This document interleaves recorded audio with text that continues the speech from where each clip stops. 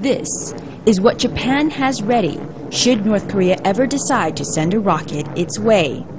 An interceptor, part of its sophisticated ballistic defense system, run in conjunction with the Americans. The country has a pacifist constitution, but Tokyo is finding more and more reason these days to build up what it calls its self-defense forces. North Korea's actions have made Japan very uneasy. This week's nuclear test has not only frightened Japan, but raised tensions across North Asia, naturally upsetting South Korea, but this time also angering China.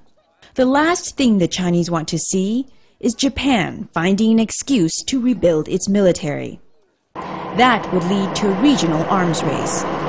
So it has also become in China's interest to see a nuclear-free Korean peninsula. At the moment, that seems a distant possibility. China values stability above all. Its foreign policy is driven by that goal. And when it comes to nuclear proliferation, the country has generally avoided commenting on the nuclear projects, both civilian and military, of its neighbors. The cat is out of the bag, the horse has left the barn. Nuclear explosions and testing being what they are, Beijing doesn't want to be caught on the wrong side where it's basically reacting to events that have already happened.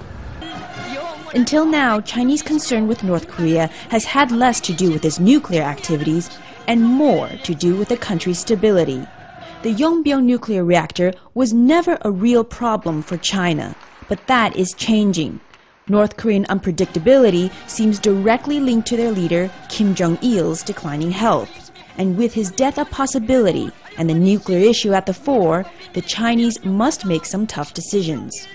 The problem for Beijing and for the international community at large is what to do about it.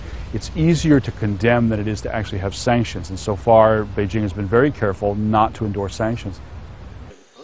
Which suggests the troubling possibility that no country, not even China, has any leverage over the North Koreans. Melissa Chan, Al Jazeera, Beijing. Number 4.